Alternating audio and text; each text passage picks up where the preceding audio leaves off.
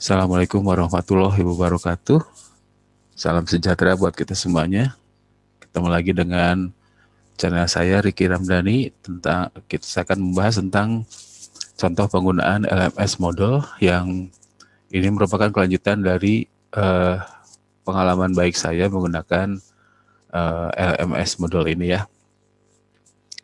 Di video sebelumnya yang nanti akan saya cantumkan di akhir dari video ini, saya bercerita mengenai pengalaman baik saya menggunakan Moodle itu untuk pembelajaran online ya di SMA 1 Bandung, yang waktu itu kita tidak menyiapkan perangkat ini untuk pandemi, tapi ternyata di masa pandemi ini sangat pas untuk digunakan gitu. Di video sebelumnya juga saya cerita tentang mastery learning ya. Kenapa saya menggunakan model ini? Karena memang mastery learning itu bisa kita manfaatkan. Maksud saya model bisa kita manfaatkan untuk mastery learning, di mana dari satu kegiatan belajar yang lain, siswa belum boleh berpindah sebelum kegiatan belajar sebelumnya itu sudah selesai gitu ya. Dan saya juga bercerita tentang activity completion. Jadi dengan menggunakan ini kita bisa melihat perkembangan belajar siswa. Oke, langsung ke TKP saja. Kita akan lihat bagaimana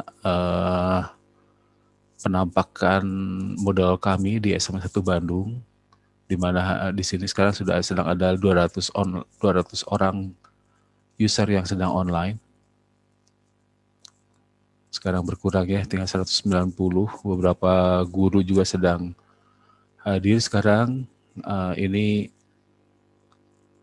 kursus-kursus yang saya ampu. Kimia ya, mulai dari semester satunya nggak muncul ya, semester 2, 3, 4, 5, 6. Kemudian saya pernah ceritakan waktu itu bahwa kita sangat bergantung pada sumber daya yang cukup ya, karena kita bisa lihat untuk saya saja ada sekian banyak kursus, gimana kalau beberapa guru yang lain gitu. Jadi cukup memakan sumber daya gitu. Ya, tapi kita harus tetap gunakan ini, dan saya menemukan juga sebuah situs tentang Genomio itu yang menggunakan modal yang bisa kita gunakan secara gratis ya, meskipun ada beberapa iklan yang muncul di situ. Nanti juga mungkin saya akan perlihatkan bagaimana itu terjadi. Nah, saya ingin memperlihatkan dulu sebuah situs juga yang saya rancang bersama teman-teman, yaitu workshop PPSKI di Jawa Barat gitu ya.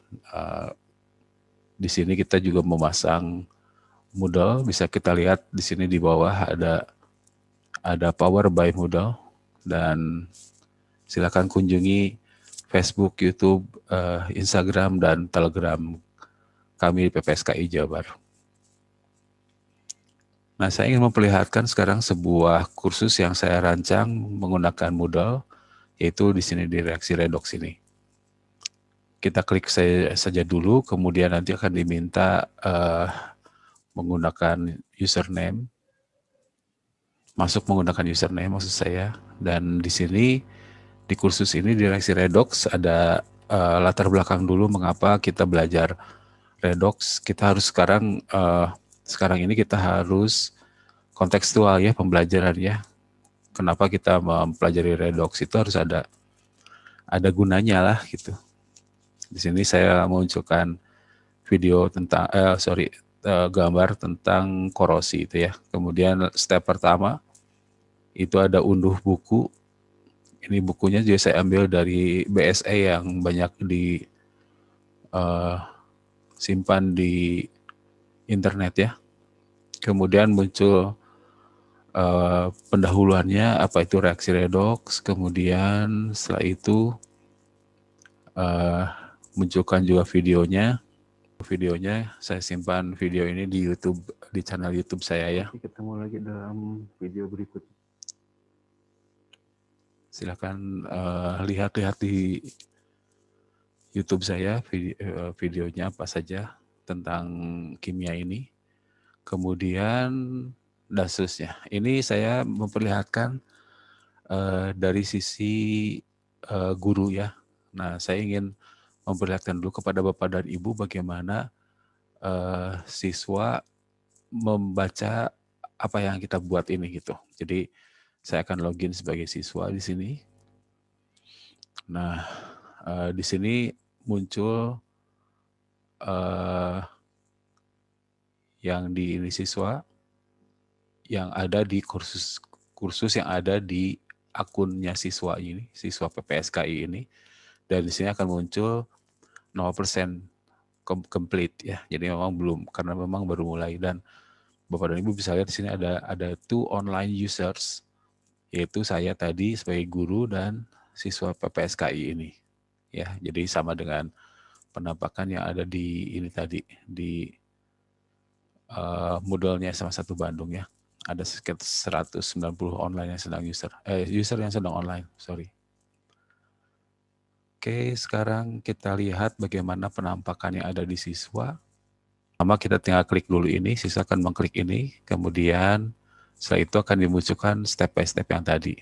Nah, siswa bisa ngunduh dulu kayak tadi. Oke, kemudian apa itu reaksi redoks, siswa bisa baca. Nah, setelah dibaca bagaimana dan sebagainya, back lagi. Nah, secara otomatis sebelah sini akan dicentang. Jadi siswa sudah mengerjakan ini gitu loh. Kemudian kalau video pengantar reaksi ini dibuka, oke, ketemu lagi dalam video berikut. Pada saat dia selesai mengerjakannya, dia akan muncul lagi tanda centang gitu. Nah, itu yang penampakan di akunnya siswa ya. Sekarang kita lihat siswa ini misalkan mencoba membuka soal latihan reaksi redoks. Nah, attempt allow itu artinya kesempatan yang dapat digunakan oleh siswa itu ada 3 kali. Kemudian kalau ketiga kali itu dilakukan maka akan diambil average grade-nya, artinya rata-ratanya yang akan diambil ya. Kita coba attempt quiz now, kita lihat dulu quiznya. Oke, saya akan sembarangan saja dulu. Kita akan melihat bagaimana sih hasilnya nanti gitu ya. Di sini ada 10 soal, Bapak Ibu bisa lihat sebelah sini ada quiz navigation. Kemudian ada pemandunya di sini, ini question nomor berapa gitu.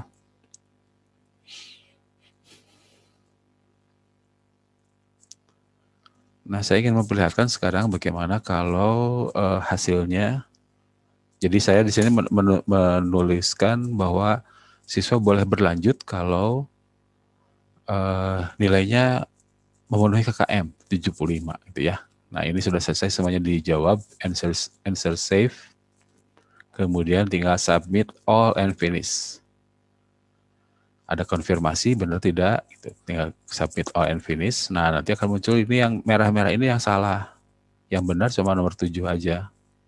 Gitu. Dan muncul kalau diperlukan akan muncul mana yang ininya, mana correct answer-nya, mana yang benarnya gitu. Jadi siswa sekalian, oh saya salah di sini, yang benarnya seharusnya yang ini, kemudian akan lebih bagus lagi kalau kita memunculkan feedback di sini di bawah sini ya.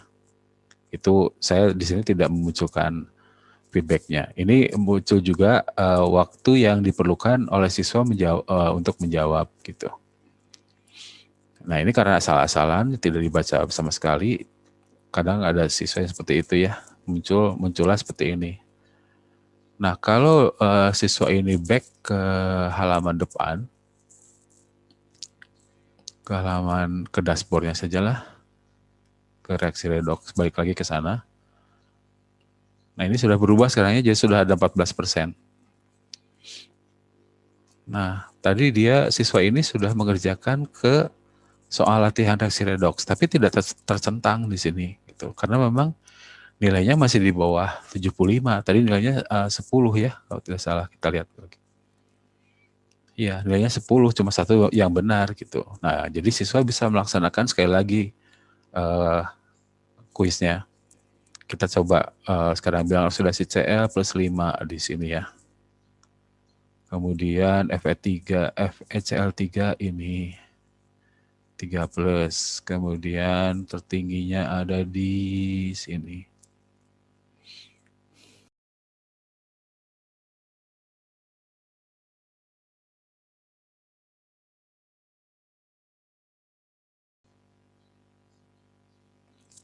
Ya, sekarang sudah di-save lagi semuanya. Kita submit all and finish lagi. Kemudian, nah muncul sekarang ternyata cuma satu soal yang salah. Dan hasilnya mendapatkan nilai kita klik dulu finish review dan hasilnya ada 90. Tapi sekarang average rate-nya masih 50/100. Jadi ya sekarang jadi nilainya jadi 10 tambah 90 100 dibagi 2 50 ya, pasti tidak akan bisa ini lagi, belum bisa berlanjut lagi kita lihat. Nah, belum dicentang ya.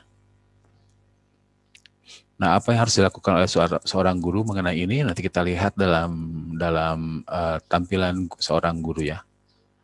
Jadi siswa ini belum bisa berlanjut. Oh ya, dia bisa mengerjakan sekali lagi sekarang untuk supaya bisa naik ya.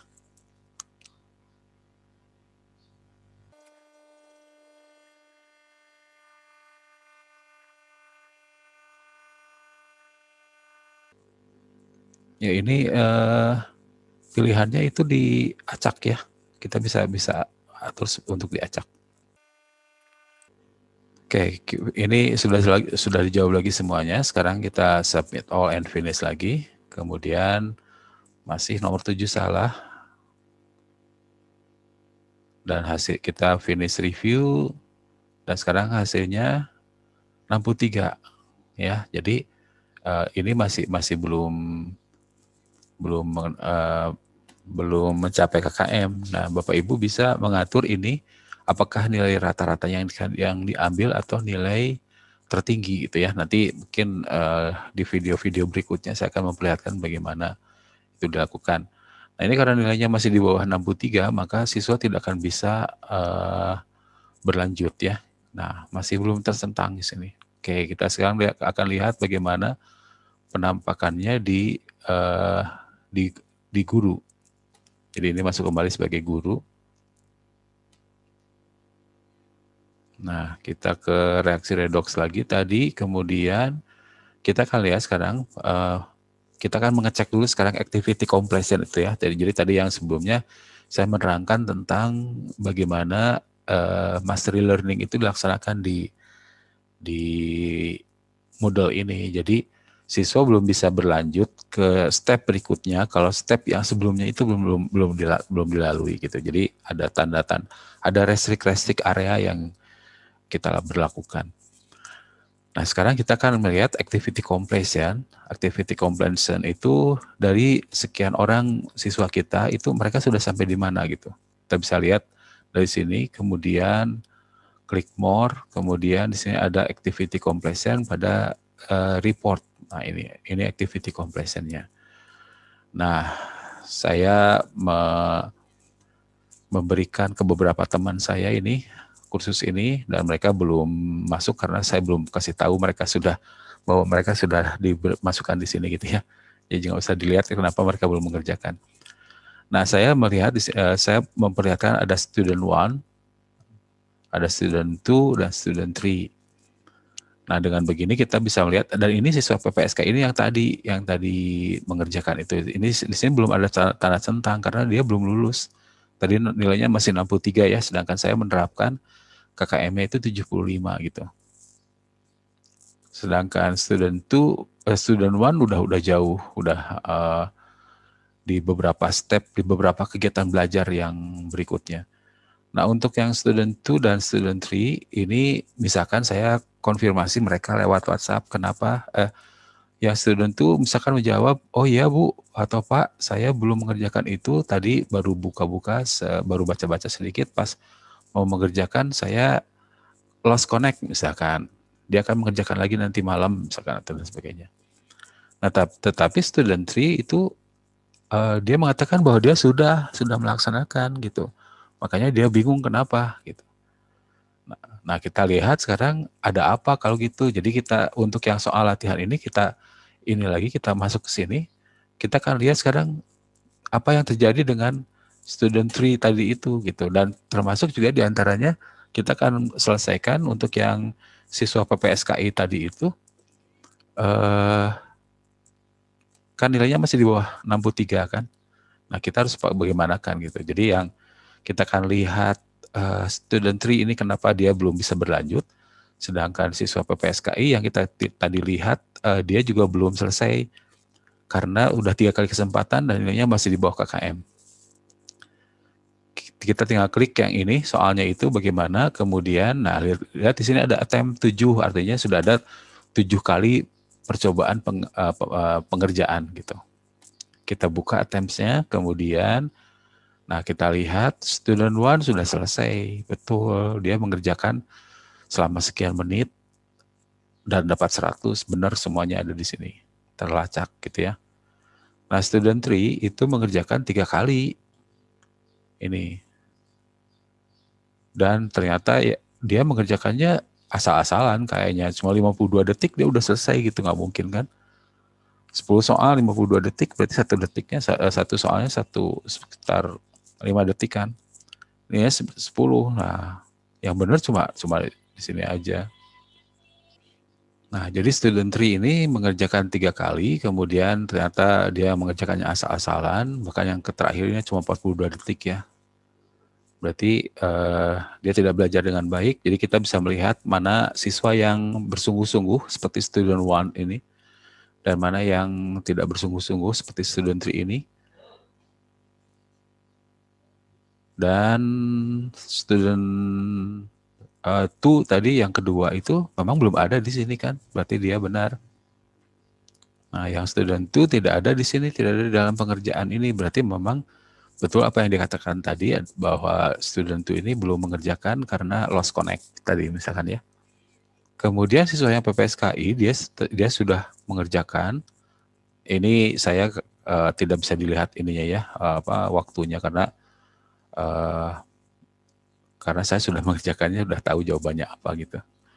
Maksud saya kalau memang siswa PPSK ini mendapatkan nilai seperti ini, memang dia belajar dari kesalahannya. Di pertama dia mengerjakannya tidak benar, 10, hasilnya 10, kemudian di step berikutnya dia mengerjakan benar. Tapi kalau kita jumlahkan ini, 10 tambah 90, 100, tambah 90, 190 bagi 3, ya 63 ya, belum.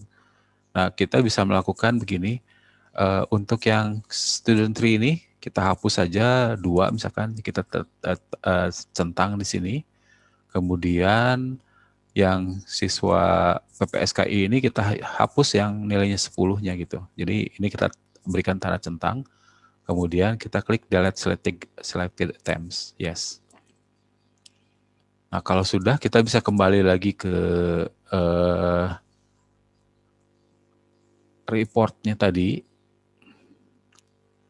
ke report, kemudian ke activity completion, kemudian kita bisa lihat sekarang yang siswa PPSKI itu sudah berhasil ya. Nah yang student 3 kita bisa berikan lagi, tetap belum berhasil karena tadi menyisakan angka 40. Nah kita bisa katakan ke student 3, kamu boleh mengerjakan lagi sekarang gitu. Nah tinggal kita menunggu yang student 2. Nah itu dulu yang Bapak Ibu yang ingin saya perkenalkan. Nah berikutnya kita juga akan lihat nanti Bapak dan Ibu bagaimana kita menggunakan Gnomio.com untuk kita bisa memasang model kita di sana dengan gratis. Memang ada ini di sini ada iklan di atas dan di bawah kalau tidak salah. Nah ya, di atas dan di bawah, tapi tidak mengganggu yang lainnya. Seperti contoh yang reaksi redox tadi juga saya sudah simpan di sini. Kita tidak perlu mengkhawatirkan cukup atau tidak ininya, karena situs ini bisa memberikan user sampai 500 orang dan 50 orang konkuren user.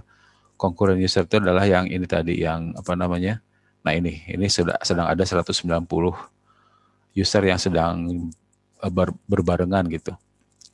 Nah di situs SMA1 ini kita bisa berbarengan sekitar 1.000 orang. Alhamdulillah cukup lancar juga, meskipun ada sedikit tersendat kalau 1.000 orang. Karena kami menggunakan server yang kami punya sendiri, simpan di colocation di sebuah provider. Nah untuk yang ini tadi, yang Gnomio ini, konkuren usernya 50 orang. Cukuplah untuk satu kelas yang kita bina ya. Atau kalau kita mengajar 6 kelas maksud saya, maka ke 6 kelas itu kita atur jadwalnya dalam menggunakan ini supaya tidak bentrok. Kita akan bahas tentang ini di lain kesempatan ya. Ini pun sama tampilannya. Nah ini kalau muncul baru ada iklan dulu gitu.